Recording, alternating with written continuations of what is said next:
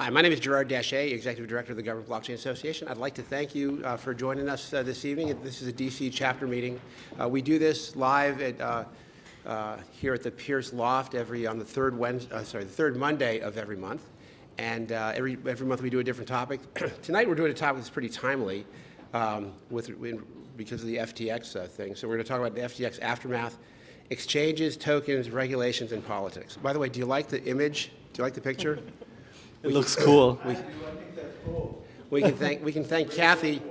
Kathy is a GBA resident artist, so all these images you see are from her. So first of all, I'd like to thank our sponsors, Brock Pierce, for providing this beautiful place, and also Ying. Carla Ballard is here. Carla, would you like to say a word or two about Ying real quick? Because I'd love. So first of all, Brock and I are so happy to have you guys in what he likes to call our home, and a place that we've really teed up to make sure that we have conversations that allow for both all parties to be a part of it. He and I ran on the independent ticket together, election 2020. We always said we didn't run against anyone, we ran with the other candidates. That's what we believe in, the opportunity for all unified voices to be here. I'm Carla Ballard, co-founder and CEO of a company called Ying. We are the first, what we like to call, community gig platform. We're a peer-to-peer group skill sharing platform, allowing for groups to identify tasks that they would like to get done, all on demand. So we're excited to just be here. Welcome, welcome. This is a very important topic for all of us to have a conversation. I think we all learn that regulation's not always a bad thing. Thank you. And Carla, if they want to find out more about Ying, where do they go? Wonderful. So if you want to learn more about our platform and what we're doing, it's Ying, me.co, not .com, at yingme.co. Yingme. Yeah. I'm not sure what that sounds like. Yingme. All right. Don't give me a ring. Give me a Ying. All right. Super. Well, thank you so much. I do want to put this out. So we're going to be doing this on a regular basis, and Kath has been fantastic for putting out the spread. But if you'd like to support this and you'd like to donate a little bit, there's always costs in running events like this. So if you'd like to, here's some ways that you can do it. At the end, there'll be a QR code for the whole presentation. So if you want to, you can download the whole presentation, including this slide. But we do appreciate any sort of support and just kind of covering costs. Let me just take a moment to tell you about the Government Blockchain Association. We are a membership organization. We have members in over 500 different government offices around the world. We have 120 chapters. COVID kind of killed our chapters. We're in the process of bringing them back on board. We have about 50 working groups. Our mission is really to help the public and private sector connect, communicate, and collaborate. And the way we do this is through our events like this. The way we do chapter meetings, working group meetings, training, and conferences. Our strategic projects that we're working on right now is called the Blockchain Maturity Model. And so we're happy to tell you a little bit more about that, but it's an assessment model to help people be able to identify the good blockchain solutions from the bad ones, right? There's a lot of hype out there. And then we're also launching the GBA Learning Academy. For those of you that are GBA members, the Blockchain Foundations course is free. It's free for anybody in government. We always hear people say, you know, we got to do a better job of educating government on blockchain. Well, we've created a whole course and made it available for anybody in government anywhere in the world. So please, if you know any folks in government, please feel free to share that. And as far as the resources, we have the GBA website with tons of information. We've got a YouTube channel. I think the YouTube channel's got over 250, 280 videos. It's a great resource. We have our newsletter. You can subscribe online. And we have our LinkedIn page. So that's just a little bit about that. Let me tell you about who's speaking tonight. We have Bill Rockwood in the back corner. Bill Rockwood is a Deputy Legislative Director for Congressman Darren Soto in the U.S. House of Representatives. And he won't brag about this, but I will. He's written more legislation to support blockchain projects than anybody else in Congress. So if you want to understand how Congress, and we'll be talking a little bit more about the politics aspect of all this. And just a terrific guy, been a great supporter of you. In fact, he was the guy that lined up our very first conference in a public facility was at the U.S. Capitol. And thanks to Bill, we were able to do a conference in the Congressional Auditorium, which is where the president addresses both houses of Congress. So Bill's very influential. He's just a great guy. This guy over here, Nabil Malik, is a genius when it comes to cryptocurrency. He's the president of Cryptolitics. We've been friends for for a long time, and Nabil, I can't say enough about how much I respect you and appreciate your friendship. Thank you, Gerard. And my name is Gerard Deshay. Like I said, I'm the executive director of the Government Blockchain Associate. I'm also the janitor. I'm the courier, things like that. But I would be remiss without, again, saying thank you to Kathy, because Kathy is our events director, and she puts all of these events together and does tremendous work, and it's somewhat of a thankless job. And also thank you, Jordan, for setting up all the electronics. Yeah. He loves attention so much, you can tell. All right. So let's talk about why this is important, right? On November 11th of this year, FTX declared bankruptcy, and $152 billion evaporated in 72 hours. It was the largest bankruptcy in history. It sent shockwaves across an entire industry. It had a bigger impact than the 2008 financial crisis. Millions of investors lost billions of dollars. And the new FTX CEO that was brought in after Sam Bankman-Fried resigned, the new CEO came in, and one of his last jobs was the liquidation of Enron. So he's seen some pretty messed up stuff. And he said that never in my career have I seen such a complete failure of corporate controls and such complete absence of trustworthy financial information as occurred here. So this was remarkable. This was historic. So the question is, what can we learn from all this? So we're going to talk about what happened, why did it happen, how could it happen, and what should government do, if anything. And then whatever we decide government should do, we'll ask Bill to go do it. Tell him to write some legislation on it. So here's a little bit about it. Let's talk about Sam Bankman-Fried, the guy behind FTX. So his parents were Stanford University professors. He grew up and graduated and went to school at MIT. He was gifted in math and physics. In 2013, he started working for a company called Jane Street, and that's where he really learned about currency arbitrage. And what he learned when he was working there was Bitcoin was selling for different prices here in the U.S. than it was in Korea and Japan, I think it was. Yeah. And so he could buy Bitcoin and essentially do the arbitrage between the currency. And in a single transaction, he made $10 million. Yeah, not single, multiple. Multiple transactions. Multiple But transactions. he made $10 million very quickly, which is what caused him eventually to decide to start a company called Alameda Research, which is now SBF, as he's known, is much more risk. He's a much bigger risk taker than a lot of his peers. And this is why he wanted to start at Alameda Research, because they wanted to be able to do riskier bets. And then 2 years later, in 2019, he started FTX. In 2020, he donated $5.2 million to Joe Biden. It was the second largest individual donor to the Biden campaign. And there's a theme that runs through SBF's sort of psyche as he was making all this money. He was known as a very generous person. And he gave a lot of money away. He signed the Giving Pledge. He pledged to give away $1 billion. He gave hundreds of millions of dollars to charities, and he was known in the industry as a very charitable. But he was giving a lot of money to media, to politicians, and the media and politicians and were just saying tremendous things about him. Right? They're movie stars and athletes. Yeah. Right? They were all saying the media was covering him like he was the guy that saved crypto. And when crypto started to tank or have problems, he would step in with all of his millions and bail people out. So why don't you take it from here? So that paints Sure. a little bit of background of who he is. So again, comes from money, very smart, very well connected, right? You can talk a little bit about some of the connections, but also really known as a philanthropist, likes to gives a lot of money away. Take it away. All right, let's make something very clear here. The problem is not with Bitcoin or cryptocurrency. This is caused by people, right? Specifically SBF, right? So when you hear about the media saying that crypto is going down or crypto has failed, crypto has not failed, SBF has failed.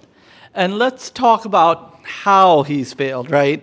And I've been covering this for a while on my pages and in my hedge fund newsletter.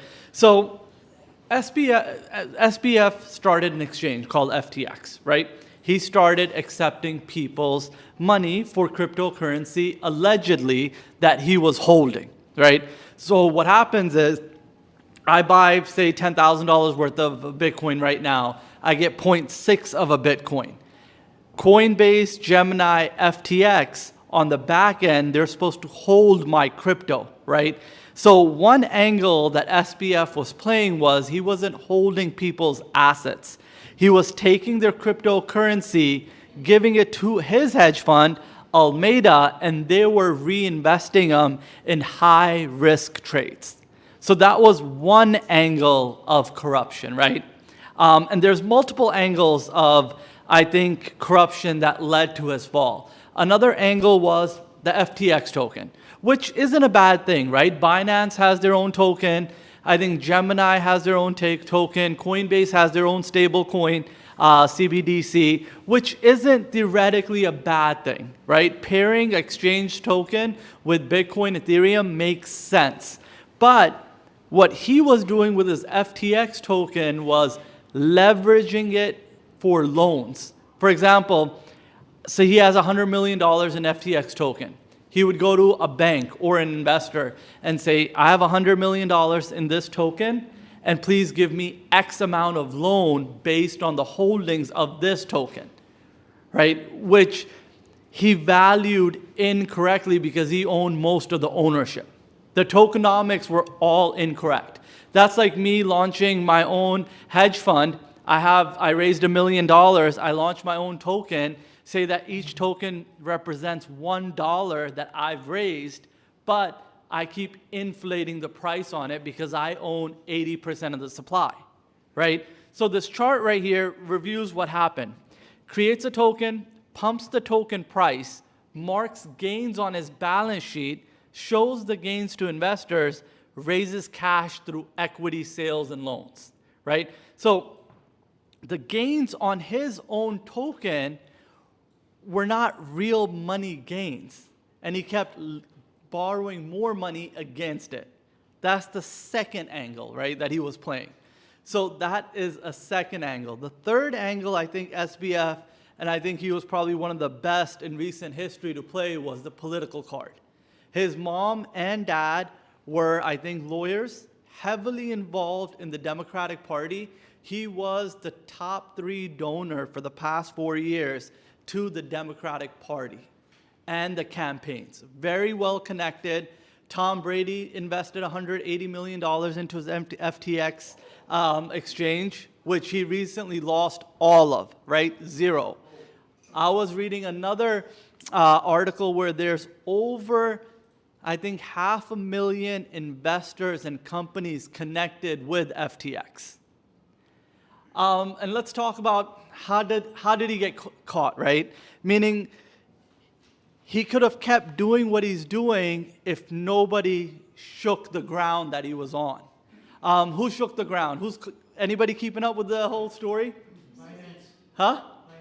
Binance, right? So, Actually, it was Coindesk. well, but they didn't have the power to pull any plugs, right? The plug was pulled by Binance. So what SBF was doing was he was lobbying with the US government to over-regulate the Binance exchange because he thought his biggest competitor is Binance. So he wanted to deregulate them out of the US market.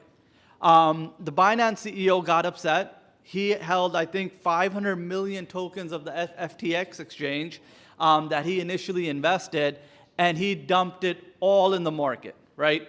He dumped it on the exchange. When he dumped it on the exchange, that's what deliquidified FTX and the price started falling. For example, somebody lets 500 million of your tokens on the exchange and you don't have enough buyers for it, the price automatically goes down because you're technically cashing out the token. And if nobody else wants to buy it and you've leveraged money against that origin token, it holds no value anymore. Any questions, guys, so far? Yes. I don't understand, like, why he wouldn't hedge against his token losing value. Why did he or why didn't he? Hedge against his token. He couldn't find that much money. Nobody gave him that much money. So 500 million got dumped on one end. On the back end, he's taken loans out on the 500 million that's supposed to cover the front end. Can I cover that Yeah. to a degree? Yeah. So remember when I said he worked at Jane Street, right?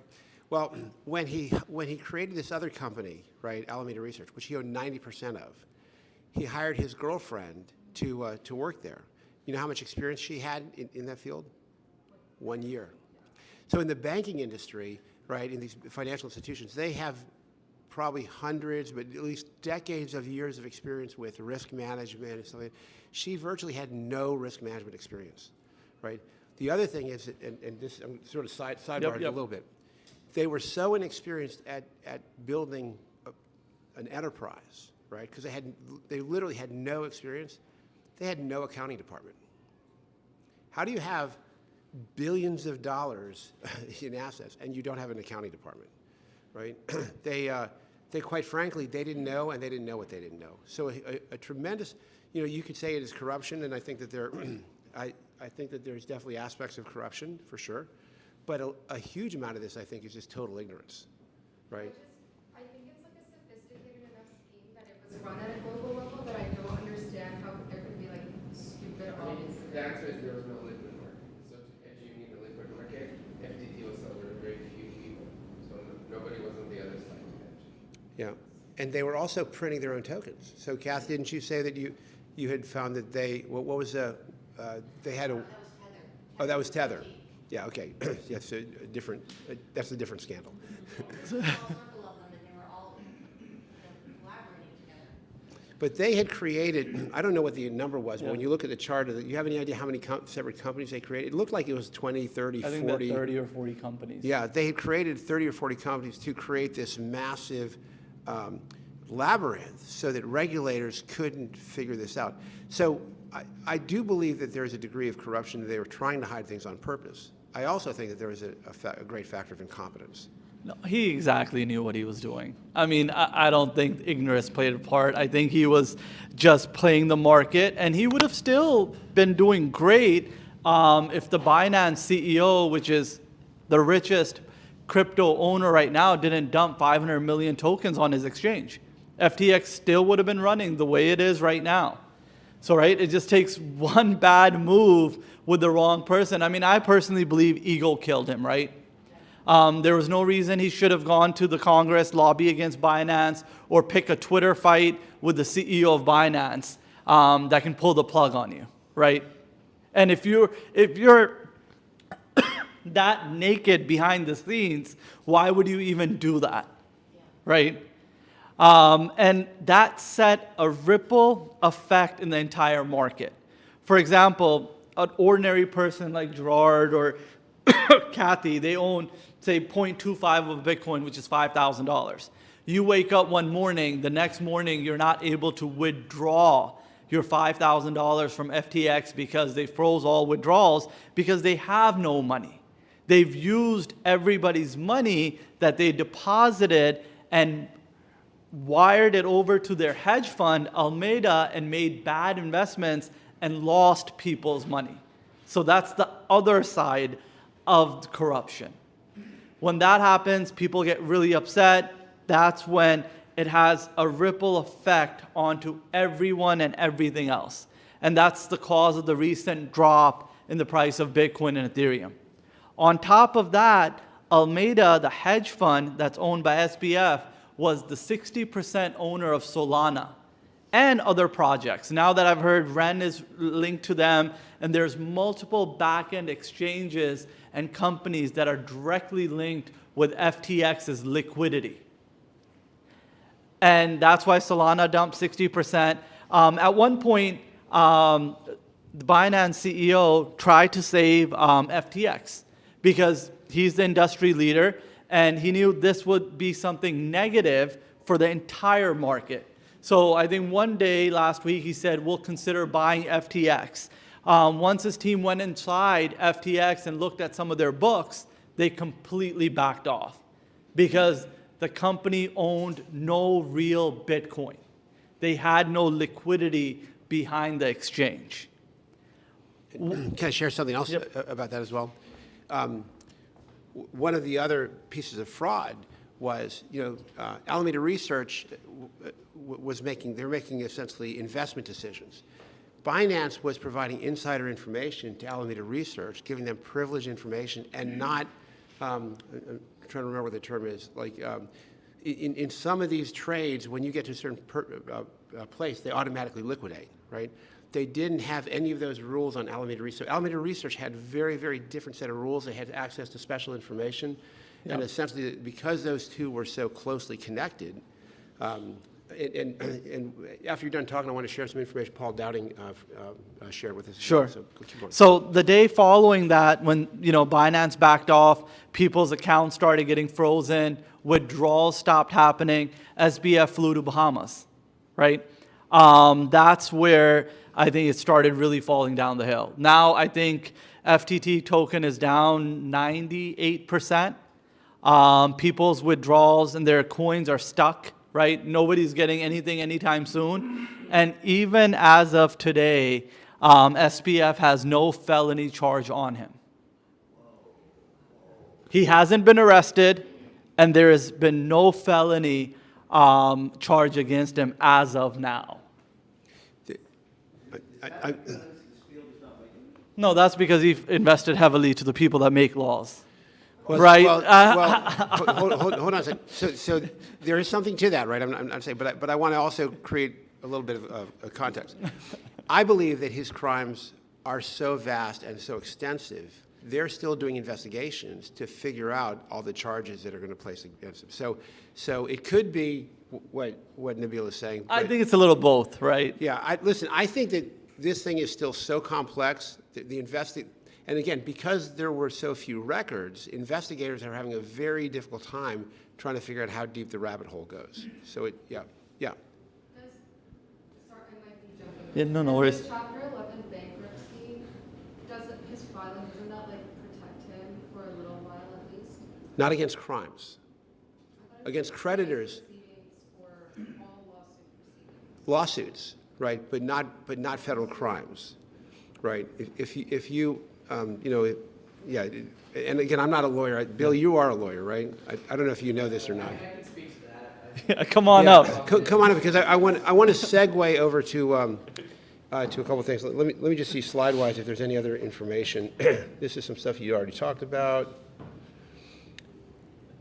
Yeah, so we covered this a little bit, right? How could this happen? People thought he was a generous guy, the media, politics. And he seemed to be immune from scrutiny, right? So one of the things that's interesting is the SEC did evaluate him. They didn't meet with him, but they said everything was fine. And he did have very close, he and his family had very close relations. He's indirectly related to the chairman of the SEC. Yeah, there's a lot of close relations. So here's where I want to go, right? And this is why I want to bring Bill up. What have we learned from this, right? What are some takeaways?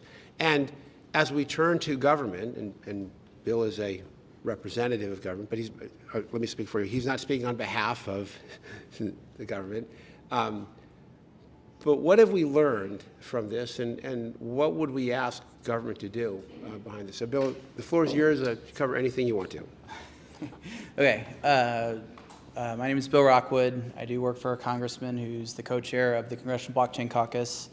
None of my views necessarily, these are my own views. They do not reflect those of my boss or anything of that sort. I'm the government guy with that great intro right there. But I want to walk back on two things. I want to amplify Gerard's point that this is still an ongoing investigation. There are a couple big no-nos that happened, obviously. I'm not defending anything that happened.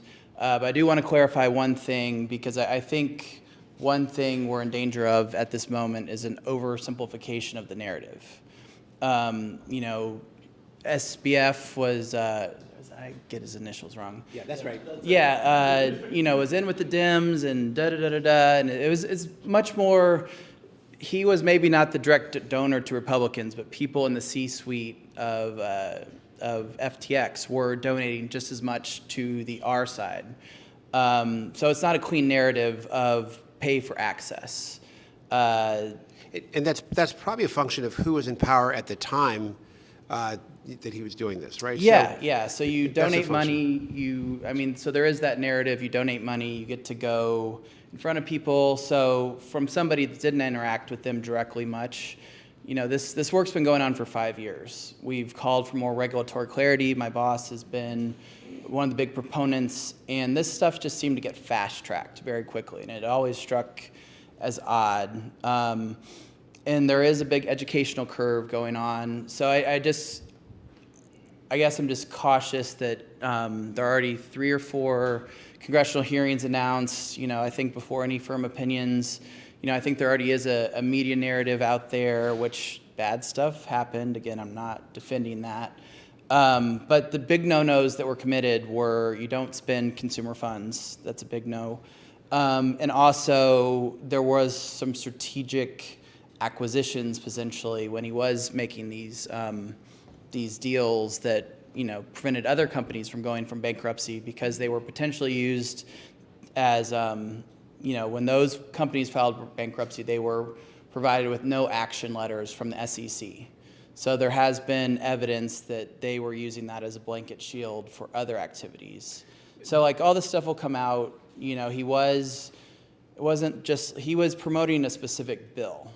That's the thing we need to keep track of. I know there has been connections. His mom and dad were Stanford lawyers and political donators, and there have been links from them to Gary Gensler, the SEC, which I think all that'll come out. I just caution oversimplifying the narrative as of yet before some of these. Bill, can I ask you a question? Yeah. And we have not rehearsed any of this. I'll get to you in just a second. So one perspective on this is what he did was illegal, right? And so it's illegal. Does there need to be a legal regulatory response, right? Was the problem that he did stuff that was already illegal, but we didn't catch it and enforce? Is the problem with not enforcing existing laws? Is the problem with holes in the laws? From your perspective, what are those things that need to happen without overreacting? Yeah, so there are 2 things here. There needs to be more regulatory clarity. What agency does what? But to get to some of the point, this was just blatantly illegal. So these activities would not have necessarily been covered by the regime. So part of the irony in all of this is the piece of legislation Sam and the crew were promoting. Some of this would have been prevented, but once you commingle consumer funds, it's like the stuff they were trying to prevent in the 30s with the commercial bank versus investment banks. You don't want to commingle your mortgages and your investment arm. That's a pretty basic function. And then once, as the self-created token, all that, it was a very sophisticated way to do a pretty simplistic run. And just like the financial crisis, there was an underlying assumption that they could, cover this. In 2008, it was the housing prices would continue to go up. Here, crypto in general is going to go up, and there's not going to be a run on assets. So when the number one, Binance, made a huge sell-off very publicly, it created a lot of public fear. But all that's to say is I don't think this would have been prevented with a regulatory structure because this was done by FTX's international arm. No, I agree, absolutely. And I believe that innovation pushes forward and then government and legislation catches up, right? If there was no Facebook or any social media, we wouldn't have data privacy laws. Same thing with crypto right now. If we didn't have this FTX chaos, right, you don't need the regulation to protect anybody because it doesn't exist right now. But I think it's going to be fast forwarded now. And I think it's going to come fast and swift. And not every exchange is like that. I'll give you guys today's big news. Grayscale, they have an ETF on the stock market right now. So a lot of people online were saying that Grayscale, they don't think they have the Bitcoin to back up their ETF that they're selling on Wall Street. So everybody was just tweeting about them and calling them out. And today, Coinbase confirmed we're their custodian partners. We have 716,000 Bitcoin under Grayscale's wallet. So not every exchange operates in this manner, and not every crypto business works this way, right? So this is a question, right? I'm not disputing anything you're saying, but if Coinbase says that they have that many Bitcoins in Grayscale's wallet, when you put money in Coinbase, they don't actually have that. That's basically an IOU like any other centralized exchange. So They should have it. Yeah. they should have. They So should. now I'm They going to come. have it, So right? now I'm going to come back to Bill. Bill, one of the things that have come up recently is this concept of proof of reserves. Yep. Right? Is that conversation happening on the Hill with some of your colleagues, and requirements as far as exchanges proving their reserves? It will. I think we're all just taking a moment to breathe, honestly, 'cause, you know, there was a whole group of people that were working on this before Sam and FTX got involved. Problem is, there was a whole new group of people that hadn't touched this stuff, and he was their first, you know, foray into this space. So now, frankly, like, politicians don't want to look dumb at the end of the day. They don't, and this is not a good look for that. So I think, honestly, what our industry advocates want to do, it's like, let the dust settle a little bit. Let these hearings happen. You know, I think there is something, when you do engage with policymakers, you're going to have to talk about this stuff. Like, there's no way around it. That just as they're asking you questions, like, you have to be ready to discuss this stuff and then be able to pivot. Again, how not all folks are like this, and just keep it simple. They didn't have the reserves they were meant to, and a step beyond that that makes this worse is they were spending consumer funds. So it's not only that they didn't have the funds available, like, that's basic bank run stuff. They also were spending it to they were gambling with people's money. They were making investments. Let me ask Yeah. another question. This is actually, you know what? We got some questions out here. Yeah, go ahead. What's your question? A couple of questions and a comment. Fried, was it his part of last name, or was it added after November 11? After No, company Friedman broke? is his name. last Yeah, name. Pardon? Sam Bankman-Friedman. So his mother was either Fried or Bank. Free, his dad's bank. Yeah. So his name is Sam The spelling Bankman. is F-R-I-E-D, right? F-R-I-E-D, I think. Yeah. I remember it as the fried bankman. Yeah, the fried Bankman. That's good. Yeah, they just, yeah. Okay. Yeah. And your comment? So it just makes me wonder, how come there is not a single charge so that they could arrest him? I mean, forget about having a long list of charges which may come out down the line. It just, So I heard that he had been extradited to the U.S. And this all happened 2 weeks ago. Yeah. Like, I I mean, know it takes time. This is a big case. It does take time for that. But come on now, Enron got arrested within 48 hours, right? I mean, you can say it's been 2 weeks, and people still can't withdraw their money that they deposit in FTX. I mean, how more blatant can you break the law to get arrested? Yes, sir. I just want to say I think it's useful that we call it what it is. Yeah. There's no way to come around the fact that folks got cheated out of their money by some rich, well-connected people in a field that's not regulated.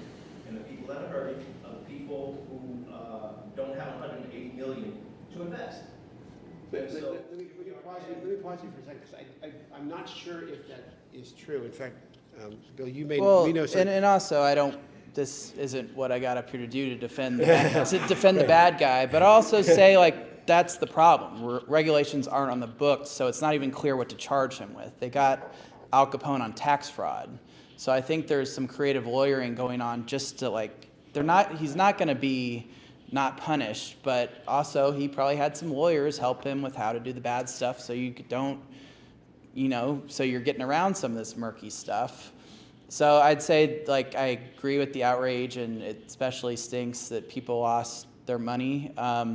But that's the problem with not having clear rules in place, because I'm guessing there were some advisors on the front end of how to do this in such a way to avoid being charged right away. And let me ask you a question, and then I'll go to you next. He was registered in the Bahamas, right? And the Bahamas has a regulatory framework that he had to comply with. if you're selling crypto to US, right, you have to follow the regulations and laws of the US. I understand. So how did that work, right? Was he essentially, was it regulated and he was just breaking the rules? Were there holes in the regulation, right? And again, I'm just saying, when we say regulated or unregulated, that's a broad statement. But again, they were licensed, they were registered in the Bahamas, they met with the SEC. So I don't know the answer to that question. I can't tell you it was regulated or unregulated. People say that all the time. The reality is the regulations are murky. I mean, the whole thing is it's unclear who your regulator is. Like the fact we're asking these four sort of questions, because I agree, if you sell to U.S. customers, it should be clear who. So right now, if you're a security, you're SEC world, but it's not even clear who governs exchanges. You know, I think there is some legislation on the table that would clarify that, and you could make a pretty compelling argument that a couple different government agencies have not clarified. Like, you know, the only one that's clearly regulated is Coinbase, because they're a publicly traded company. It's not because they are a crypto exchange, it's because they sell stock. So there needs to be clear, you know, if I am a exchange, this is who my regulator is. If I have a security, or like what crypto assets are securities, what are commodities. Right, we're still trying to figure that out. And so let me go to Pranav and then Kathy. And then just have me if you. So yeah, you know, I think, I forget who it was, there's been a couple of deep thinkers who said, we never learn from history, right? So I don't think clarity is a solution here.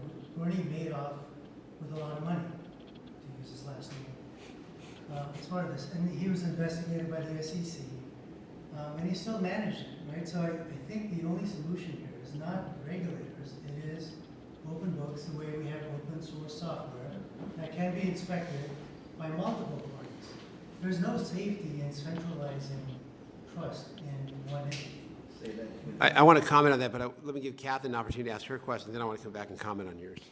So my question is for Bill. Bill, you said Sam, there was a bill that he was trying to push through, so what bill was that? Repeat the question for the live. There was a bill that was being pushed by FTX. What was it? It was the DCCPA or something like that. It was a bill that would clarify which it was in my opinion, it was a partial solution to the questions we're asking. That it did clarify Bitcoin, Ethereum, and a couple other things fall under these different buckets. A lot of people didn't like it in town because it was more of a centralized exchange bill. It clarified which whose regulator it would have been the CFTC to regulate exchanges, but it had a really bad DeFi provision. So any of the DeFi stuff you've heard in the past couple of weeks preceding this, that was in response to that bill because it gave pretty poor coverage to that stuff. And let me say one thing and then I'll hand it over to you in response to Pranav. So I think it's very important to understand that the problem here is not with blockchain, right, or decentralization. The problem is with a centralized system, right? This is not a blockchain problem. This is really, I think, a criminal problem and a regulation clarity problem, right? If this had been done on a blockchain, and now you have to realize in the banking world there's all kinds of different blockchains, right? Most blockchains are not capable of handling the type of banking and financial systems requirements that there are, right?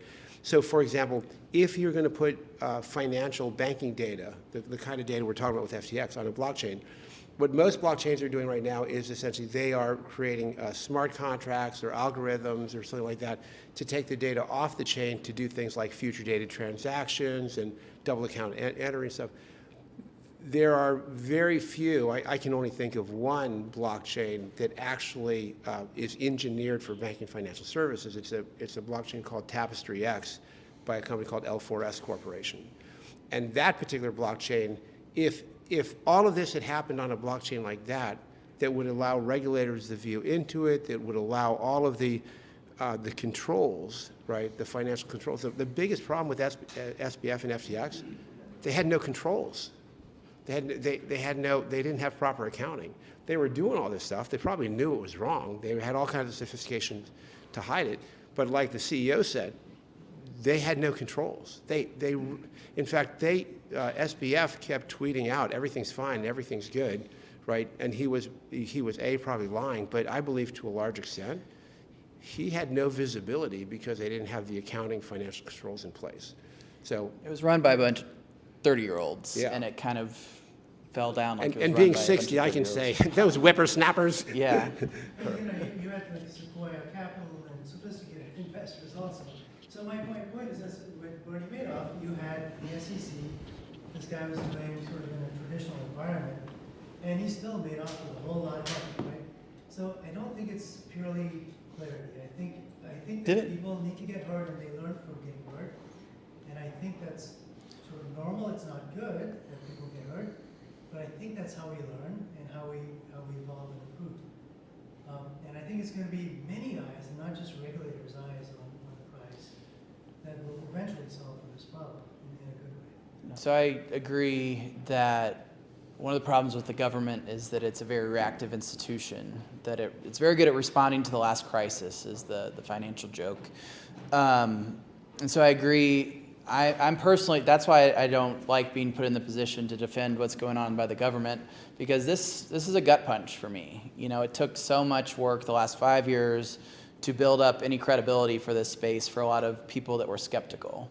And all that disappeared within 2 weeks. So I do agree there will be a call to action, but I worried it's going to be the wrong people, you know, it's going to be bad, it's going to be painted with these oversimplified brushes here, that it's not about just regulating, we have to get it right. And there have been people pushing for it, probably also been people asleep at the wheel, but now it's going to get a lot of scrutiny. We'll see what becomes of these hearings.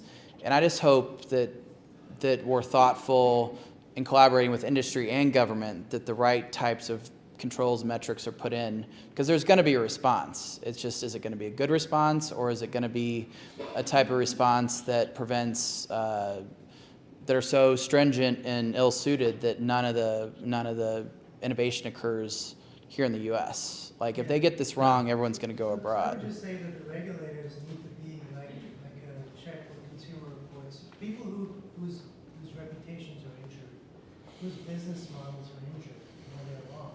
Not regulators who, they're just like every other people, they may mean to do well, but their reputations don't suffer. They don't suffer financial losses, and I think that that's what we have to do, is expose people to poor decisions. Yeah, and guys, at the end of the day, if you're coming to one of our meetups, you should keep all your crypto in a hardware ledger wallet. Right, all the way, yeah. You gotta keep not your keys, not your crypto. And you know, you hear that term a lot, but what does that mean? That means do not trust your crypto with any centralized exchange, right? I'll give you a flow of it. You connect your bank account to Coinbase. You buy, say, half a Bitcoin today, which is about $7,000, $8,000. Then you move that Bitcoin from Coinbase to a ledger wallet, and it stays offline and it stays with you, not with a centralized exchange. That's the true power of cryptocurrency and blockchain technology, that you can be your own bank, right?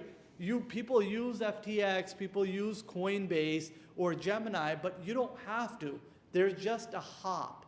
And then you can be your own bank with a $150 ledger that stays at home in your safe or wherever you want to put it, and you don't have to trust any central authority with your cryptocurrency. I want to put a plug in for Nabil. I'll get to you in just a second. Nabil runs Cryptolitics. One of the services that he offers, and I've used it myself, so this is a testimonial, is if you want to, he'll meet with you and he will advise you on what to do, right? He'll help you secure your cryptocurrency, put it on your own wallet, and he'll give you that advice. And his charge is based a percentage on how much money you make. So if you don't make any money, you don't pay him, right? Yeah. That's the way that works. But if you do make something, it's what, I don't know, it's 10%, 5%, something like that. Yeah, Can I say something? Yeah. So as soon as this FTX thing went down, Nabil sent emails out to everybody that was associated. He goes, I did not put any of your money on Well, I'm not yeah. involved with them. And he said, and I told you, you should have 70% of it in a hard, cold storage. And I think all our clients have about, I think goods on 90% on a hardware ledger wallet. Yeah.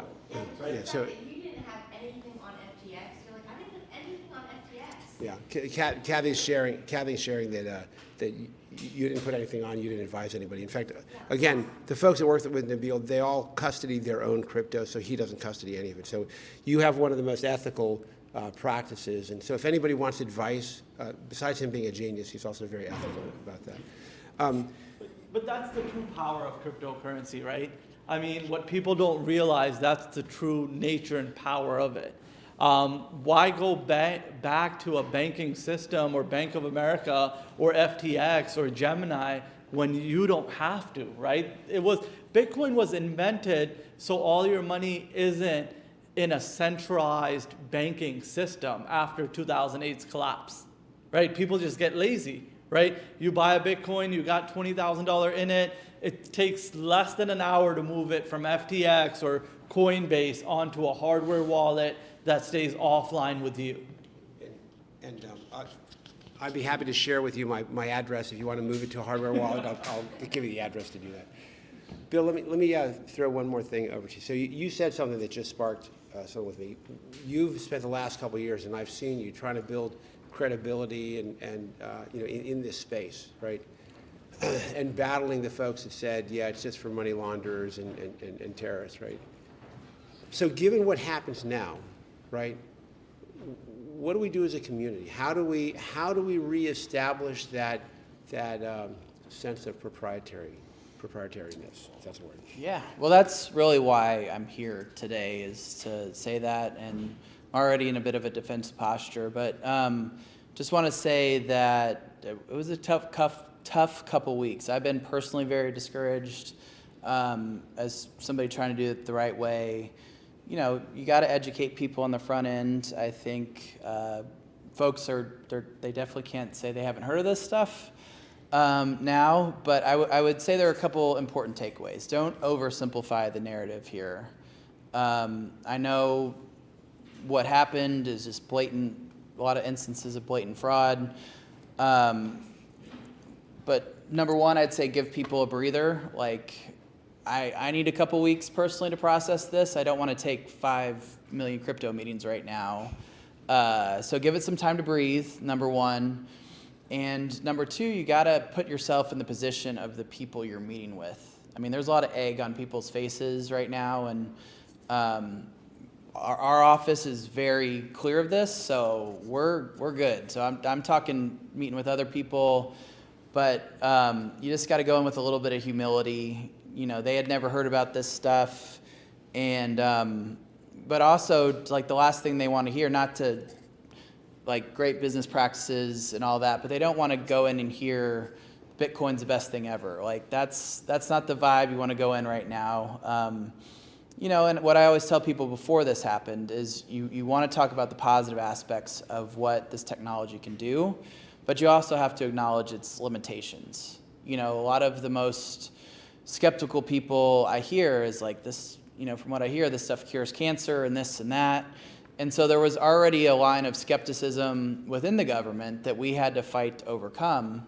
And so this just plays in and entrenches those positions. That's like, oh, this stuff was too good to believe.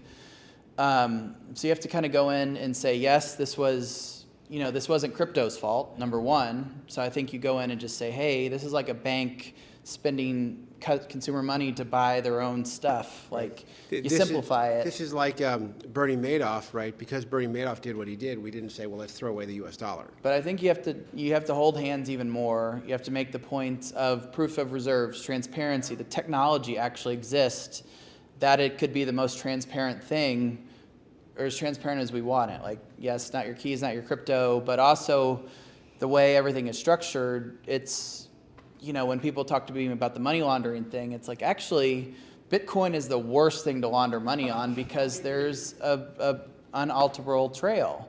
So there are just ways you're gonna run into these questions with policymakers. Well, isn't this or that?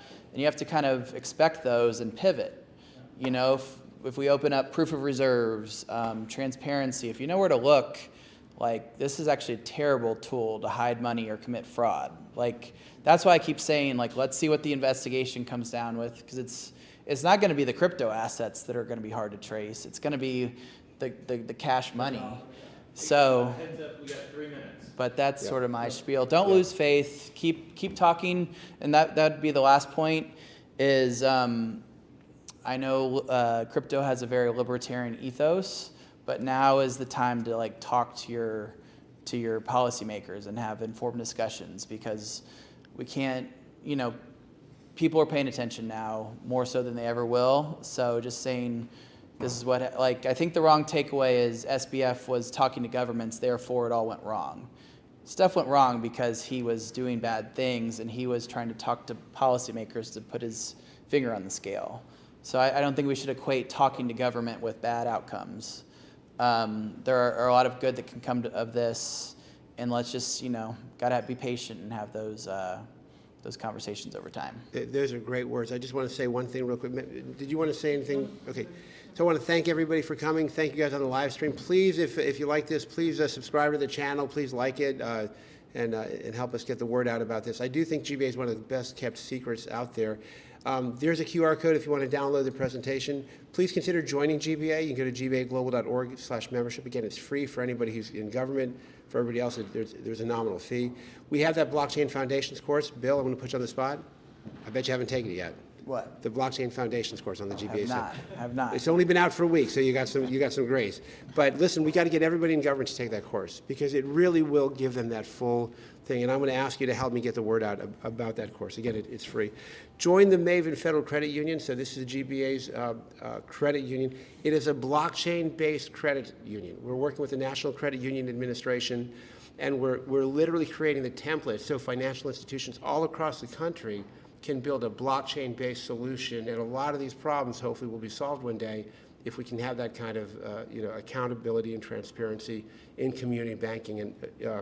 And if you read the National Credit Union Act, you would think that it was written for a blockchain. And then last thing, our big conference, The Future of Money Governance the Law, is coming up May 23rd and 24th. We have, we'll be announcing the speakers in January, but we already have the Vice President for Global Policy of Circle is going to be one of our speakers. We're talking to other folks who are at that top level in government. It's going to be a great event, and it'll be awesome. So I want to thank Nabil. Again, I appreciate everything about you, my friend. Bill, Kathy, Jordan, Ying, and Brock, all you guys for coming. Thank you very much, and we'll see you next. We're here the third Monday of every month. Thank you all very much. I think in December, let's not do December. Yeah, so we're not going to do December, but in January we'll be back. Yeah. All right, thank you. All right, man. It's fun. Good. No, it was fun. It's always a fun time. Got it. Oh.